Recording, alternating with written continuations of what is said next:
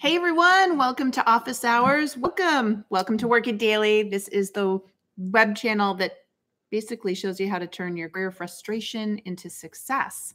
And we are live on Wednesdays. We're going to start broadcasting live, holding what we call office hours. And this is your chance to come in and talk to the career coach and get your questions answered in real time so that we can move your career forward. That's what we're all about here on this channel. So first thing I'm going to say, I got to say it. If you haven't done it already, make sure that you subscribe to us and click that little bell. That way you'll get instant notifications when we go live, when we produce new content, which is several times a week. So I hope that you do that. And I hope that you tell all your friends, especially if you like it, what you hear today. Okay. We really want to spread the word and try to become the #1 career channel here on YouTube. So getting down to business, what am I going to do today if you've never been to office hours? Well, I'm going to answer your questions. We've got this great chat going on here. The only thing that I ask is that you put the word question in all caps and then your question after that, but don't put the question in all caps because then it feels like you're yelling it at me. So question just says, hey JT, read my question, and I will try to answer it for you. I don't have all the answers, but I certainly will try to give you answers. And if I can't figure something out, well, then we'll try to get you the resources with respect to that. Okay. But hey, the one thing I will tell you is that there are no silly questions here, no questions that are too big or too small. You know, this whole idea is to give you that coaching moment, that thing that's going to help remove the roadblock and move you forward. And sometimes it can be the littlest thing that's holding you back, this one little problem or question that you have in your head. And so that's why you should come here every week, make a habit of it, work it daily, come and spend some good quality time getting your career improved upon. Because, it's just like anything that we study, that we get more proficient at. People that have really successful careers, they put time and energy into learning the right way to do things, whether it's looking for a job, building a resume, writing a cover letter, interviewing, networking, planning out their next promotion, dealing with coworkers, dealing with managers. There's strategy behind all those things, and they're not something we teach you in school. So that's why you want to subscribe to a channel like ours and make sure that you are getting that timely information and that you're constantly educating yourself on how to advance your career. Because the other thing I'll tell you is that things are always changing. In fact, if you're out there job hunting right now, I can tell you the way we looked for work just a few years ago is very different from the way that we look for work today. And so that's why we actually built Work It Daily, was to teach our members how to look for work effectively and support them through that process because it's so dramatically different. But I'll tell you more about that later. For now, I want to get down to the business of answering your questions. So let's begin. I've got a question here in terms of how do you revamp your resume? So that's kind of a broad and general question. First thing I'm going to tell you to do is definitely check out the entire video series we have around resumes, resume mistakes, resume no-nos. But the most important thing I'm going to tell you about a resume revamp for everyone listening is if you got your resume template off of some free site out on the internet, then I can tell you you're already working with an outdated format. And this makes recruiters absolutely cringe. It's like nails on a chalkboard to them. They cannot stand it because it makes the resume look like everybody else's. The other big problem we're seeing with resumes right now is that they are too text intensive. So if you go to your resume, give it what we call the 6-second scan. And that's all that a recruiter is doing, or a hiring manager. They're working in a Z pattern. Their eye goes left to right down the page and across 6 seconds, and they try to get a sense of who you are and what you do. They don't read line by line. So many people have these resumes that are just filled with text in this tiny font, and you can barely read it. You get blurry-eyed. Recruiters don't read them. They toss them, and they go look for a resume that's easier to read. And I tell you this because, unfortunately, there's a lot of resume writers out there that are writing the resume for you, trying to impress you because you've just forked over hundreds and sometimes thousands of dollars to them. So they write this big, important resume with all these words, and they make you sound so fancy and so fantastic. And then you don't get any hits off of it. And the reason you don't get any hits off of it is because it's not designed correctly. It's not designed for what recruiters are looking for today, which is a lot of white space, a lot of clarity, a lot of simplicity around who you are. And so there's a lot more to resume design than that, but that is the overarching theme that I would tell you. I will also explain to you that if you join us at Work It Daily, if you become a member, we have an entire video tutorial that tells you top to bottom how to redesign your resume along with that template that you would use in order to design it properly. So please make sure you check it out. I know I've got a bunch of our members on today. They can tell you more about it. But the most important thing for anyone out there is that if your resume is just filled with text, and teeny tiny text at that, you are not doing yourself a favor. You are absolutely sending the wrong message. And I'll just leave on that note, because the one thing you should hear is that when you have that much text on a page, it comes across like you're trying too hard. You're trying so hard to impress. And again, resume writers usually design resumes for you to impress you so that you pay them the money, instead of realizing that it's sending completely the wrong message to hiring managers and recruiters, which is, I'm trying too hard, I'm desperate, pick me, look at me, I'm so impressive. You need to know how to scale it back, tone it down, simplify, create white space, and in 6 seconds, give that person the impression that you have a very specific skill set. And that is something that you need to learn to do. Otherwise, I'm going to tell you right now, your resume is probably getting tossed. All right, so moving on. Let's see here what we have questions. How do you, okay, question is there a way, so Andre Stone, shout out to Andre, hey there. Is there a way to get feedback after an interview? You know what, people, this is another one of those pieces of advice that just really drive me crazy. There's people out there saying you should always ask for, feedback on an interview, especially if you don't get the job. I don't advise you do that. We don't ever advise you do that. And that's because imagine you went out shopping and you went to 3 different stores and you bought something, and the other 2 stores called you up and said, Andre, I want you to tell us why you didn't pick from me.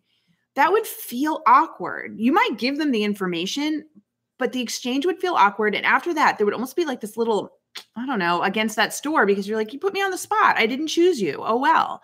Well, that's what you're doing to employers when you call them up and say, give me feedback. I know it's well-intended, but it doesn't really work in practice. So I don't advise you do it.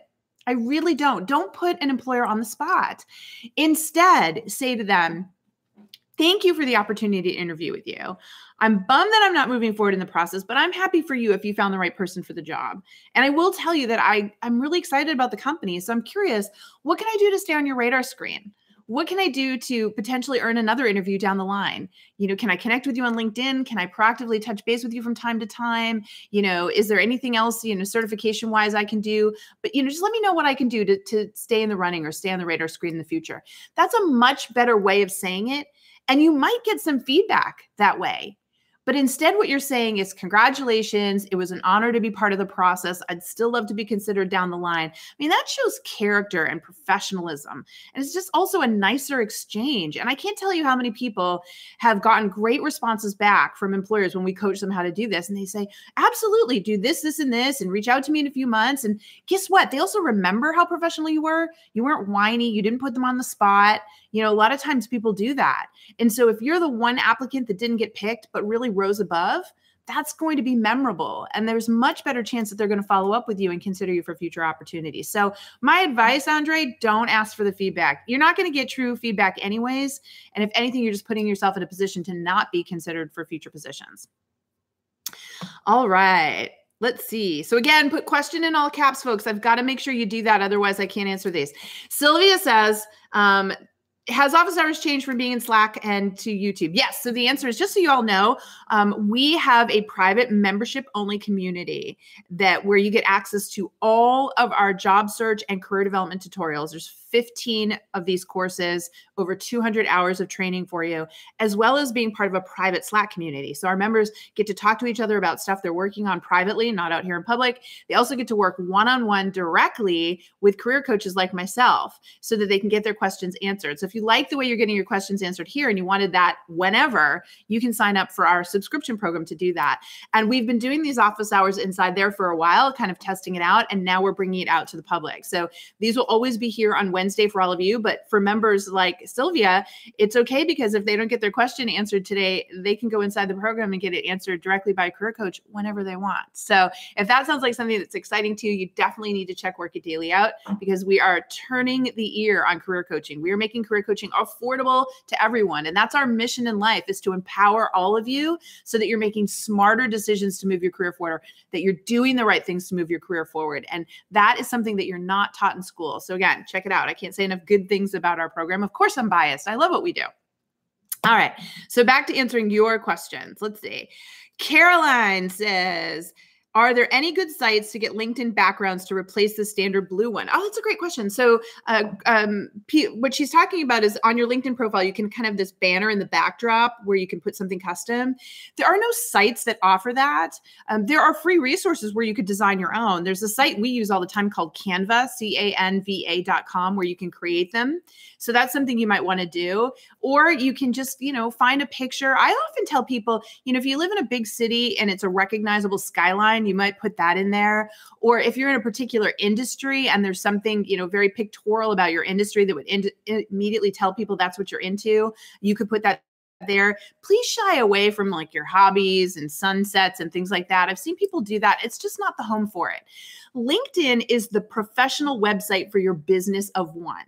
Everything on that profile should speak to your professional self, not to your personal self. That's what Facebook is for, Twitter or Instagram. LinkedIn, professional all the way. So if you can't find a picture that matches, I would stick with a basic blue-black backdrop, or, pick your favorite color or something like that. But again, just be careful there, folks. I've seen a lot of people trying to get creative on LinkedIn. It's not the place for that. All right. Great question. Thank you again. Jake Bloomfield. Hey, Jake. Oh, just lost this in the chat. Says, what should you put in the About Me section on LinkedIn? Should it be like a cover letter? Hey, Jake. So I think you're talking about the summary in the About Me. There's not an About Me section on LinkedIn. There's a summary section. And I'm just going to tell you, summary, by definition, the word summary means short. One of the things, and I've actually written a lot about this on Inc., is that people write epic novels in the summary. That is not a good thing to do. Summaries are something that should be skimmable. Just like resumes we were talking about earlier, your LinkedIn profile, a recruiter is going to skim through it. They're not going to read it verbatim. So when you have this epic novel and these really long paragraphs all through your summary, they are skipping right over you. What we teach inside Work It Daily is a strategy where you have just a couple of sentences where they summarize your overall experience in a very quantifiable fashion, and then you list out your top key skill sets. And there's a couple of reasons you do this. First of all, by listing it in a vertical format, you're training the eye. It's easier to read a list vertically, and also pushing them down the page so they're more likely to scroll down and look at the rest of your profile. So this is sort of a whole game plan in order to do that. But secondly, you need those keywords in there because recruiters are searching on keywords. If they're looking for a project manager, they're going to say project management or operations management. They're going to look for specific skills. And so you need to have those in very key places on your LinkedIn profile. And one of those key places is your summary. So my advice to you is to research what the top 10 key skill sets are that you need in the types of jobs that you're looking for. And there's certainly a strategy to do that. And once you do that, get that list in there as well as in several other places throughout the profile so that your keyword density makes you more searchable and that recruiters will then find you more easily. Does that make sense? I hope so. So great question there. But again, most important takeaway from that is please get away from the epic novels, folks. If you've got more than a paragraph in that summary, it's not getting read. I can tell you that right now. Recruiters skipping right over it. All right. Let's see. Hey, Kimberly. Kimberly says, who should I send thank you cards and emails to after an interview? I say everyone. If you met someone at an interview, you should be sending them a thank you. And it should not be a group email thank you. It should be an individual email. My advice and what we teach people to do inside the program is to thank them and highlight a particular thing you enjoyed speaking about related to the job with them and make sure it's different for everyone. And I'll tell you why this works. As somebody who was in HR and recruiting and who did it in her own career many years ago, what happens is you send those out to everyone. It's a little bit extra work, I know. But you know what? They share, they forward it to one another and say, oh, look, JT sent me this. Well, JT sent me this. Well, if it's the same exact email, boy, that doesn't look good. You look lazy. But if it's a unique email to every person, they say, wow, she took the time to actually send something out to each and every person. That's really valuable. And so you've got the time to do that. My goodness, we used to not have email. What did we do before it? We used to have to send these out by mail and handwrite them out. And somebody like me who's left-handed and has terrible handwriting, email's been, a real time saver because I can send those personalized notes to each person. So you need to do the same thing to each and every one. Okay. All right. Let's see. Do potential employers, Mark Jaski says, am I saying that right? Mark Jaski says, do potential employers look at your Facebook profile? Yes, they do. They absolutely do. If they can find you on Facebook and on Twitter, they are checking you out. They have tools now they can use to check you out on social media. You absolutely have to be thinking about your entire online presence. One of the things that I can't preach enough about, and I just saw an article about it this morning and I shared it with my entire office, is that the future of work, there are certain skills you're going to have to survive in the future economy. And one of them is a brand. You are a brand. You are not an employee because every job is temporary. You are a business of one that is going to sell his services over and over and over to various companies throughout your lifetime. So you need a brand strategy. and you need a brand platform, and your brand is searchable on social media. And this is what everybody needs to think about and understand. And so you have to take control of your brand. And we always say here, brand or be branded. If you weren't thinking about the message that you're sending out there in the universe, that's a problem. You know, I was just counseling somebody on this, my sister of all people. We were talking about Facebook, and she said, oh, you know, I'm not a fan of Facebook. I'm never on it. I don't ever use it. And I said, but you know what? You're about to become this amazing nurse practitioner. And you have these really incredible thoughts about, you know, health, and particularly family health. And, you know, you send me articles and things all the time. Why aren't you pushing those out on Facebook? You know, your friends and your family, they'd love to know that stuff. And here you are with all this subject matter knowledge. Couldn't you just share the things that you find really interesting and say, hey, folks, you know, check this out?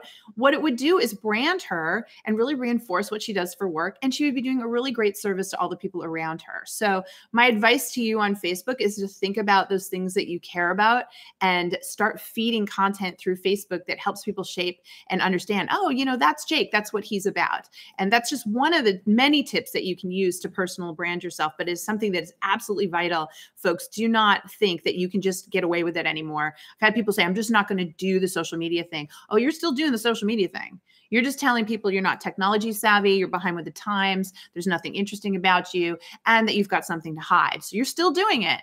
You're just not taking control of it. And that's not good enough. So Jake, I'm glad you asked that question, because Facebook's important and you need to do something with it. Okay, so many questions coming in. I love it. Jesse Lewis, how can I expect hiring people to see my good qualities if it's hard for me to believe in my good qualities? Ooh, that's a question that I really enjoy. So if you don't think your qualities are good, they won't. And that's what you're saying here. And I'm going to validate that and say you are absolutely right. What we say and how we respond, our body language, our facial expressions, all that different stuff, it really does matter. And if we're not feeling super confident on the inside, then that's going to come through. So my advice to you is that you need to do something called a professional strengths assessment.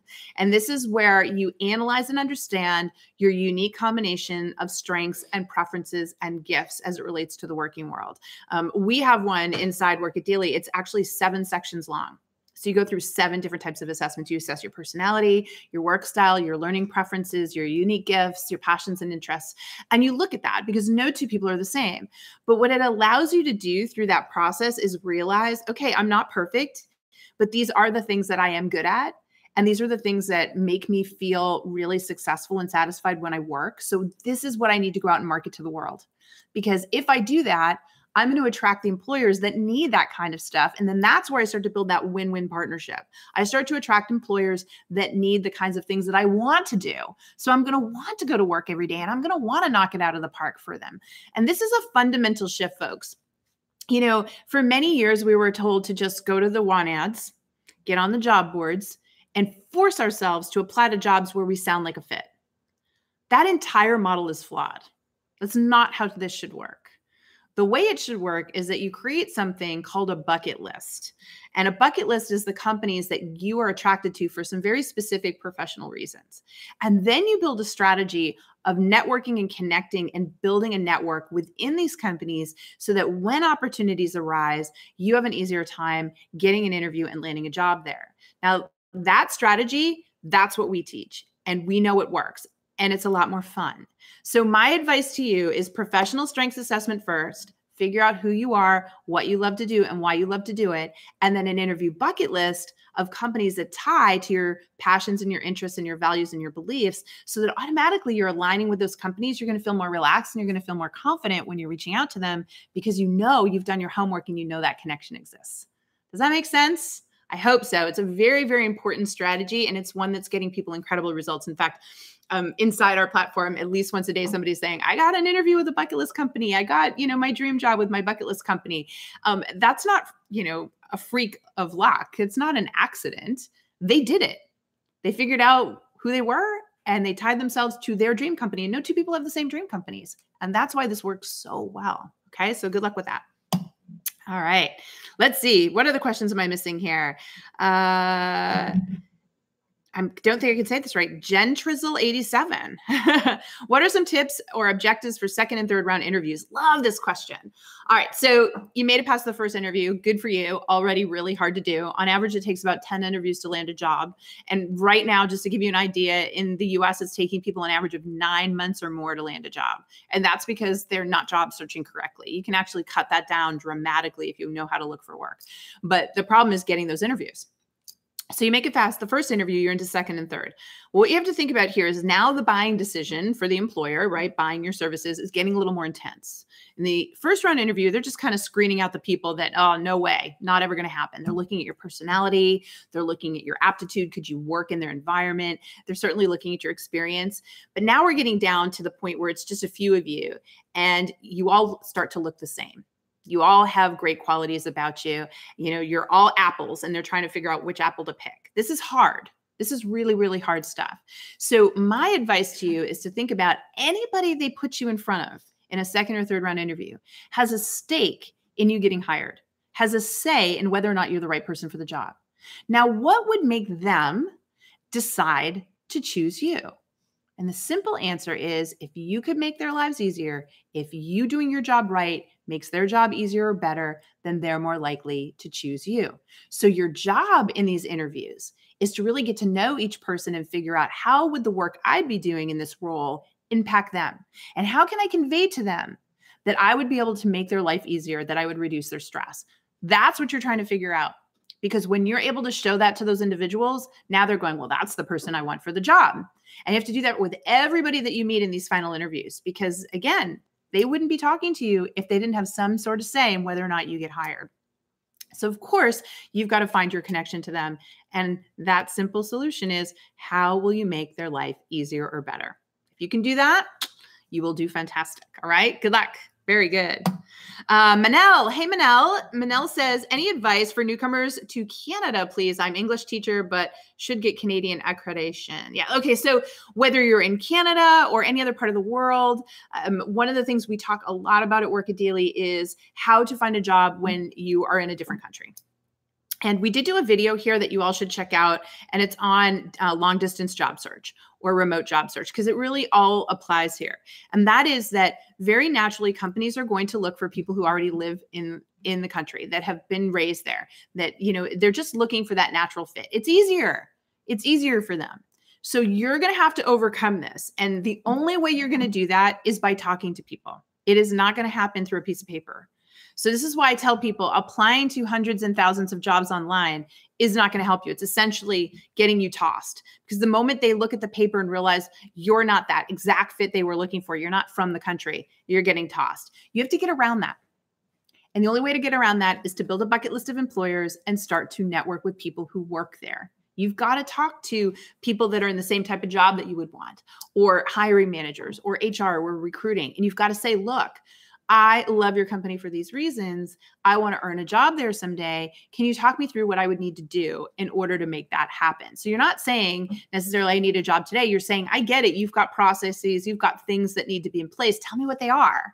And that's how you're going to be able to build that rapport with them and get them to see that you are a quality candidate. And in spite of the fact that maybe you're from a different country, you have everything they need.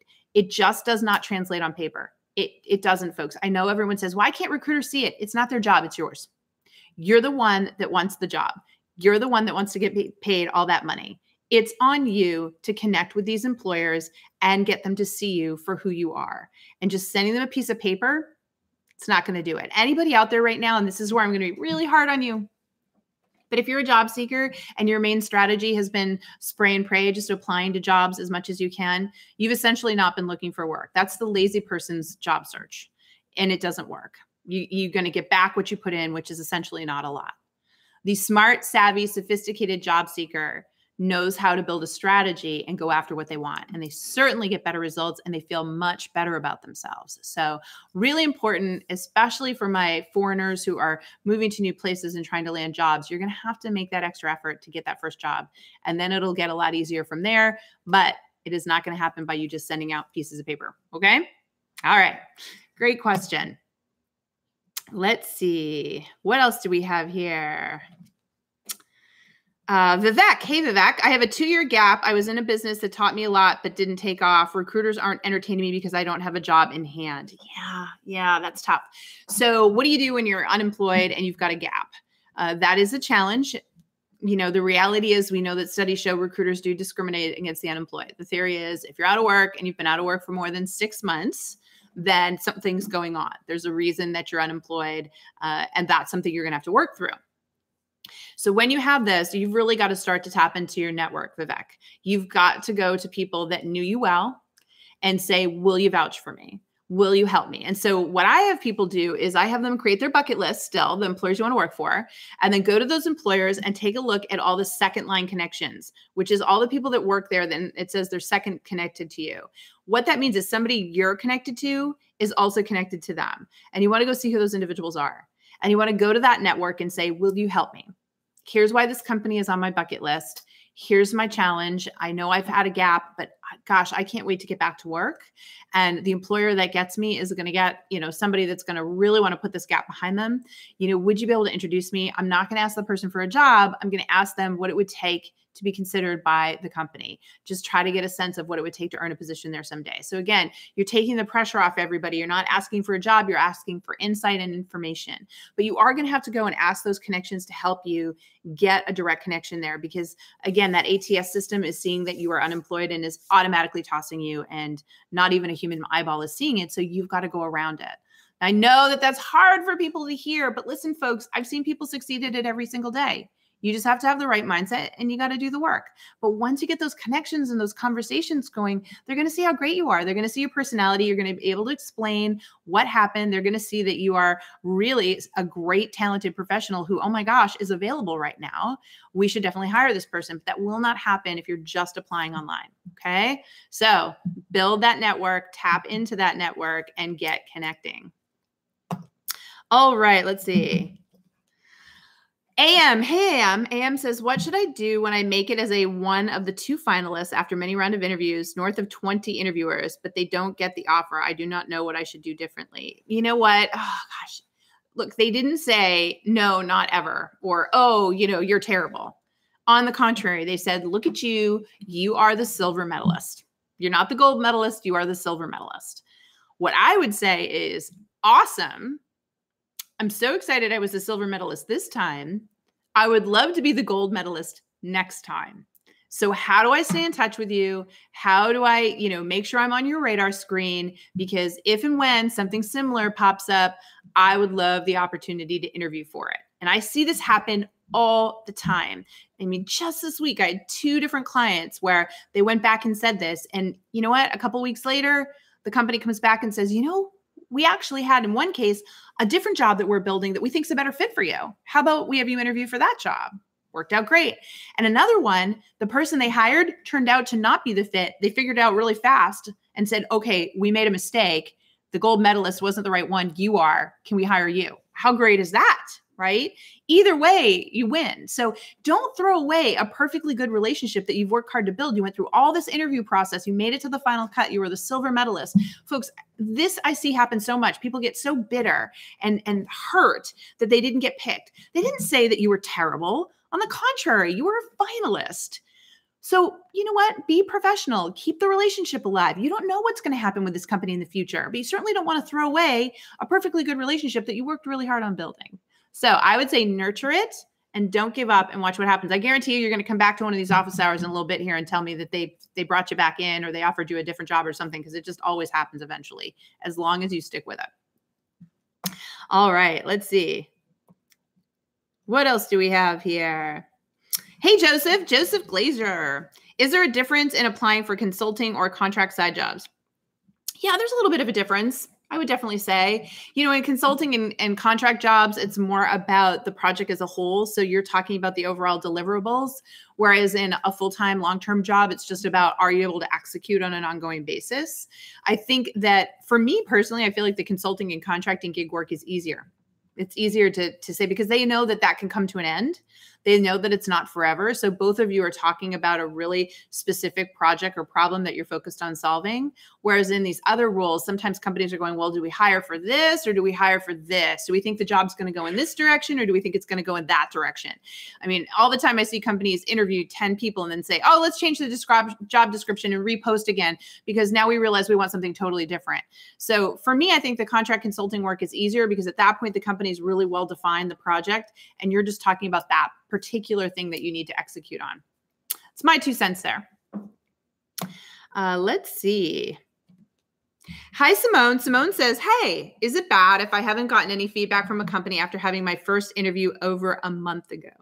Well, I think my first question to you, Simone, is did you follow up with the employer? So for everyone out there, the rule of thumb is after you've been on an interview, usually they'll give you very specific time periods and say, we'll be following up with you in a week or 2 or whatever. And then you wait till that time passes. And if you don't hear from them, you respond. If they didn't give you that information in the first interview, then the rule of thumb is 1 business week. So 5 business days or 7 days total, you can follow up and never, ever on a Monday. Never follow up about a job on a Monday. And that's because everybody's coming off the weekend. They usually have the weekend flu, the Monday morning blues. They got a lot of work on their plate. They're digging through email and you're in their inbox going, did I get the job? So it just kind of rubs them the wrong way. So you always wait until a Tuesday at the very least. But that's when you follow up with the person and say, I just wanted to check in and see if there's anything else I can do to further my candidacy. I'd really love the opportunity to move forward. So if you didn't do that, I would suggest you do that just to see if you get a reaction. You know, I wish I could say to you, oh yeah, a month, forget about it. But I got to tell you, I've seen companies that can take months to hire for a job. They're just not in a big rush and they want to make the right decision. So I'm not necessarily going to say that this is over and done with and that you don't have a shot. But I will say that if you haven't followed up, you need to using that protocol and then certainly start looking for other opportunities because clearly this is a company that's not moving anytime quickly, right? So just so you know. Excellent. Let's see.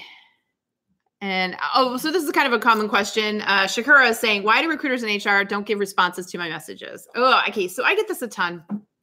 And, you know, people get really mad about this. They say, I spent all this time prepping for the interview and I went into the interview and now the company won't respond to me or they won't give me any feedback. You know, do I think that's polite? No.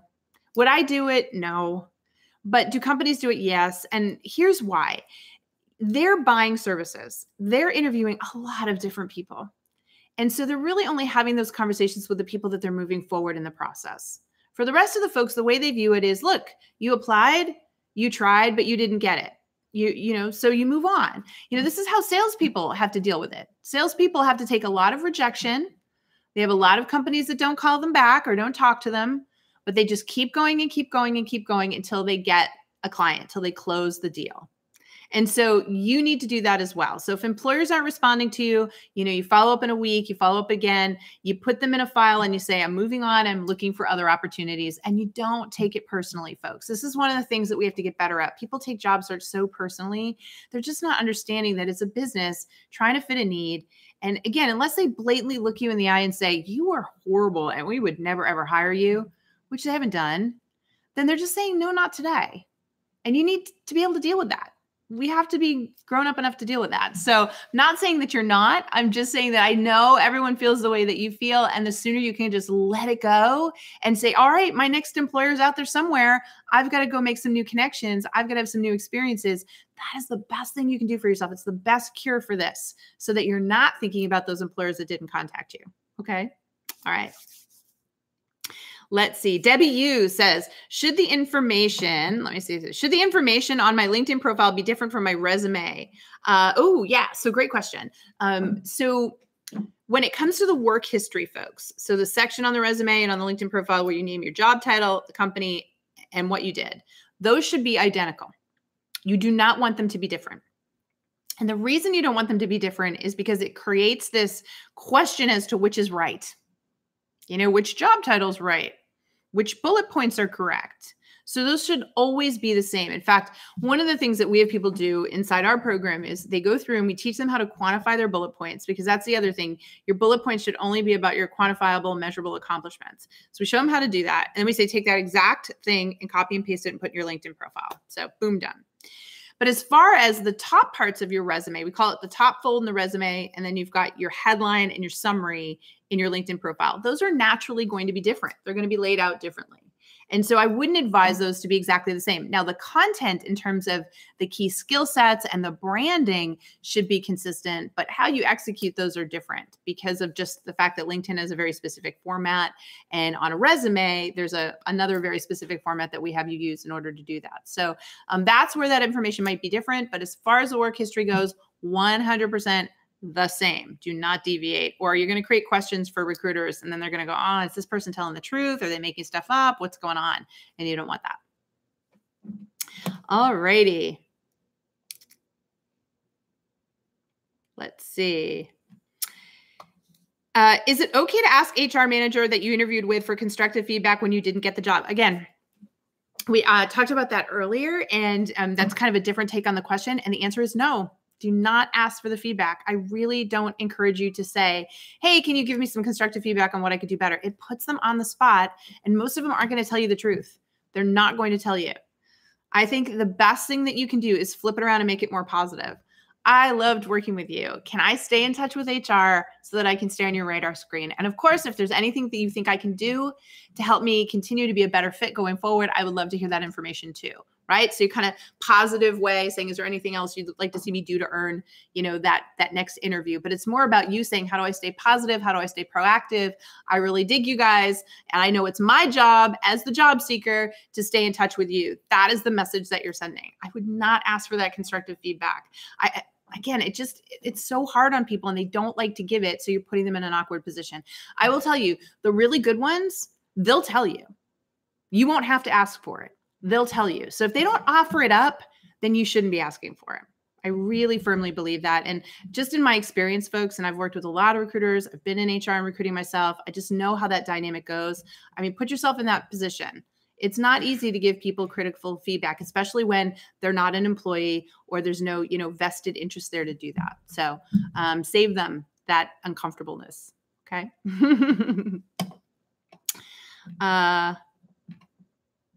All right. Well, so many questions about following up. So I see B12 is asking this question. Can you reach out and follow up on a job application? Folks, do you guys all know how to do this? Because again, this is one of those things that's changed pretty dramatically in the last few years. So if you're applying online and there's an email address, then absolutely 1 week after you've applied, you should follow up and see if there's anything you can do to move your candidacy forward. If they don't have anything there, you can certainly search for the person. There are websites you can use in order to find the contact. You can try looking on LinkedIn. There's also a really cool website called recruitin.net, recruitin.net, which will let you search by job title. And there's even a site that will let you identify email addresses. It's called hunter.io, hunter.io. And so your job would be to research and find these individuals and see if you can't go around the ATS system in order to connect with them. And I would tell you that a step better than that should be that you should be finding people that work there and connecting with them the moment you sent the application off. So if I've sent off an application to a job, the chances that I'm ever going to get seen, just so you know, is less than 3%. Less than 3% that it's even going to get seen. So my strategy has to be, okay, I know this company's hiring for my skill set. Now what I can do is go find a few people that work there in similar jobs and say, hey, can we connect?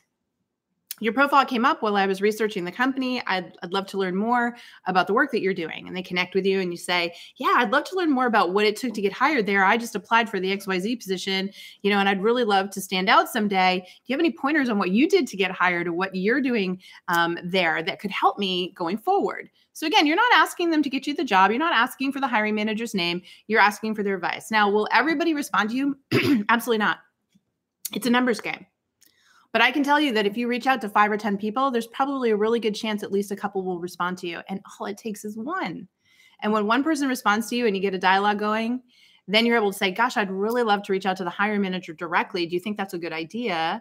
And if so, here's my disruptive cover letter, which tells why I'm such a fan of the company, and my resume. What do you think? So there's a way to start that process by talking to people who already work there and getting their perspective on what it takes to get hired. The other reason I tell you to do that is there's probably a good chance you won't get this job, because they've probably already had people in mind, but you are establishing a valid business reason to reach out and connect with these people, get to know them for the next job. I cannot stress this enough. This is how you have to go around the ATS these days. And, it's a really important process. It's something that we our members can vouch for us. We really drive it into you, this whole methodology for going around the ATS, because applying is an absolute waste of your time. And following up on an application that probably hasn't been seen isn't going to be much good use of your time either. So the better strategy is to start to develop the network that's going to allow you to get connected, to identify the hiring manager and actually have the hiring manager pay attention to you. And then you're going to be able to get your application pulled from the pile and read, right? That's what we're trying to make happen here. So totally different strategy. Again, people go, oh my gosh, JT, that's so much work. Why can't I just apply for a job? You can. I'm just going to tell you that you're not going to get called. And I have lots and lots of people that I've worked with to prove it. I mean, if you're one of those people out there, and somebody just this week say they sent out 400 resumes over the last 9 months and didn't get any responses. Yeah, because 97% of those resumes probably never got looked at. That is the reality today. The system's broken. Don't blame the messenger. Please don't blame the messenger. The system is broken, but there is a way to go around the system. And once you know how to do that, it's going to be a lot more fun and rewarding. I promise you. Okay. So I hope that that's really coming through today for sure. Oh my gosh. Okay. So I'm going to take a few more questions and I'm going to get out of here. It went so fast. Let's see. Stephanie says, wondering if it's important to put a summary of skills on the top of your resume. It is, but not as a paragraph. How many people, show of hands, have a paragraph as the first thing on their resume? If you have a paragraph that's summarizing yourself, I can tell you right now, you want to get rid of that. It is not getting read. When we talk about that 6 seconds, they are not bothering to read that big clump of text. So for us, we have a very specific format where you put your skill sets at the top, where you create a lot of white space. It's all about the white space, drawing the eye in and making it very easy for them to go check, check, check, check, check, check. Hey, look, this person has the skills that I'm looking for. Putting it in a paragraph format is not the way that you want to do it. So that is my one piece of advice to you there. Yes, but not in a paragraph format. And anybody that's got a paragraph in their resume, that is the first thing you should be doing after today's session. You should be getting rid of it. It is one of those things that makes recruiters absolutely cringe. It comes from this very outdated format of an objective statement. Anybody remember those? You used to put your objective on the top of your resume. What do I want to accomplish? They don't want that anymore. They don't want to see it. They don't want to know. You're applying to their job. They're just trying to find out whether or not you're a fit. So you got to pull that thing out and get rid of it. Okay. Awesome. Let's see. All right. So let's see. Last question I'm going to take for today is from Sweta Berman about tips for acing the telephone interview. But before I do that, I just want to say one more time, 2 things. If you liked what you heard today and you are not already following us here on YouTube, will you please follow us here on YouTube and hit the little bell? That way you can come to office hours every week. You can get our fresh content, which we put out several times a week. And you know what? This is the easiest thing that you can do to better your career today. You want to move your career forward? Then have a resource that specifically talks about the best practices for job search and career development. That is what you can do for yourself. Let's face it. People spend over an hour a day on social media just liking and looking on Facebook. You could peel off 5 minutes a couple times a week to learn something new here to move your career forward, right? Isn't that a no-brainer? So come on, there's the one thing I want you to do today. And the second thing I want you to do before I answer the last question is make your way over to our site, Work It Daily, and really check us out. For the cost of a couple cups of coffee, I am not joking, you can work with myself and a team of experts on your career, solving your problems, getting your questions answered, and moving you forward. We call them coaching moments. And the reason people don't succeed is because there are these critical times where they need a coach and they don't have one. That is the problem that we've solved at Work It Daily. And it is very inexpensive and very effective. I kid you not. So you can try, no setup fees, monthly subscription, cancel at any time. I guarantee you it's a game changer. And I know I've got some members on here that can vouch for me on that. Okay. So I hope they vouch for that in the chat. All right. But now we're going to talk about interview tips over the phone, because this is another one of those skills. There are so many, I know, but there's another one of those skills that you need to develop if you're going to succeed. And the reason it's so challenging is because they can't see your face. That's actually why a lot of companies are moving to video interviews. They don't like the phone screens either. All they have is your voice tone, what's happening through the phone. So you're going to see a huge uptick in companies doing video screen interviews instead. Already hearing a lot about it inside Work It Daily from our members. And we have a whole training on that too. But for those phone screens, what you have to think about is your voice tone And what you say matters 10 times more because they can't see you.